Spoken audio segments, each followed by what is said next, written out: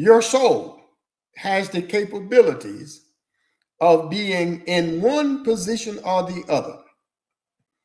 Now, in order for you to be an eternal life, your soul has to be a part of the side of you, the part of you that is part of eternity. Eternity or eternal life means always life. It does not change. But now in time is where you are growing from a baby to a teenager to the next level, and eventually that part will die. All right, let's look at what Moses had to say in Psalms 90. Look what he said. Lord, thou hast been our dwelling place in all generations.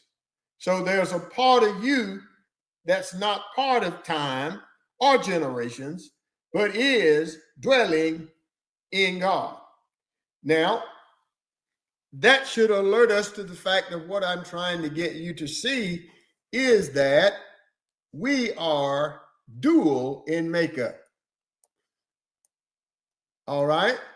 Now, and then let's look at what he had to say. Let me when Moses said, or the word said, the man of God, that word is translated from the Greek word ish, meaning extant, which is also present or still alive. It's talking about your God side. While there's a part of you that is what we call dead, because Adam's body was dead before the life went in it. There is no life. The flesh has no life of its own. It's sort of like the moon. The moon has no light. It just reflects the light of the sun. All right. The body has no life. It just life is manifested in the flesh through the life of God that is dwelling within. So, to get you to understand that word extant, an antonym of extant is extinct. So, in this, Moses is, when he says man of God, or it's written man of God, it's talking about the life of God has been dwelling in God throughout all generations.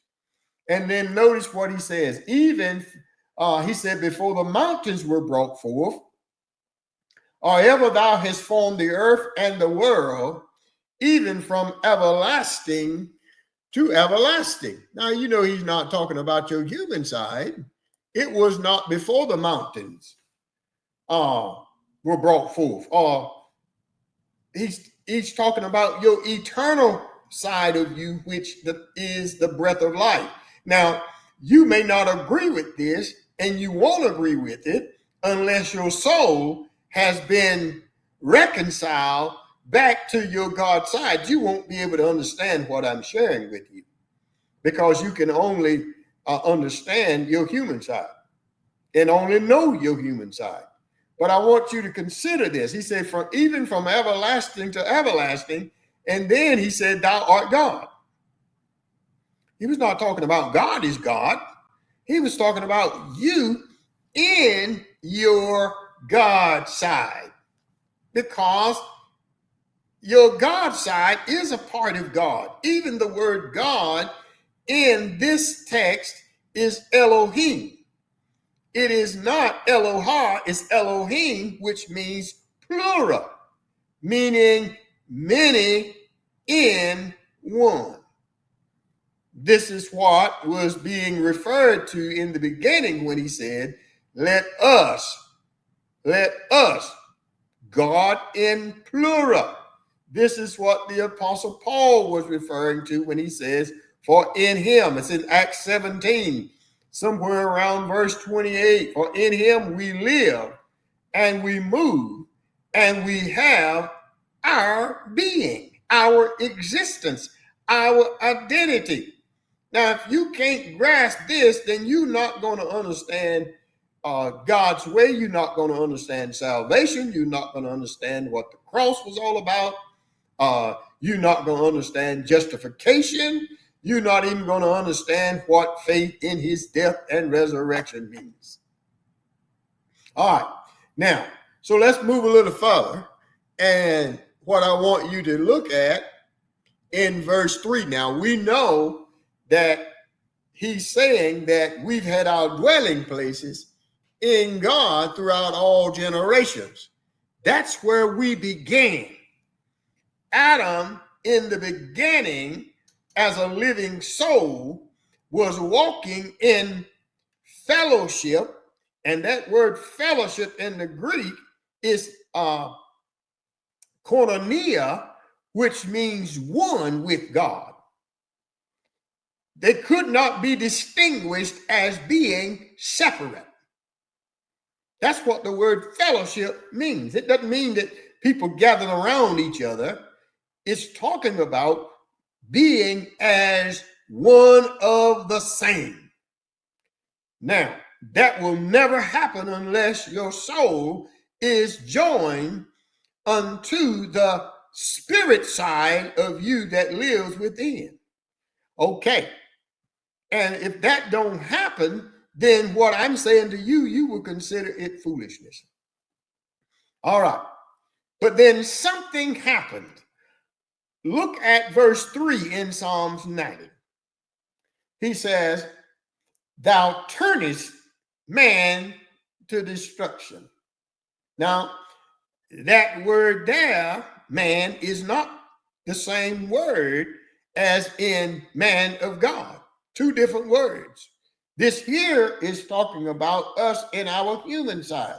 That turneth man to destruction. What do you mean destruction? And who turned man to destruction? He says, thou turnest man to destruction. So as much as we want to blame Adam, we must consider that God was in all his setting things up according to his purpose, to his counsel. All right. Now let's look at this. Thou turnest man to destruction and sayeth, return. Return. Get back to who you were first. Well, that is not possible. This is why God asked Paul asked the question, what shall we say concerning Abraham, concerning the flesh? You can't, through works, you cannot work and change from being a human to a son of God. You cannot return from the position of the flesh back over to a son of God or through the spirit side of you. And God knew that. It was all a setup. So with that in mind, it was a setup so that only he could redeem us. That's why he said in Romans, let's go back to Romans, the 4th chapter. Romans, the 4th chapter. What shall we say then that Abraham our father as pertaining to the flesh had found out? For if Abraham were justified by works, in other words, if he tried to become acceptable before a holy and just God through good works, he hath whereof the glory. In other words, he did something good, but it would not put him in the position before God or where God is, on the same plane with God. He would still, at best, if there's such a thing, he would be a good human.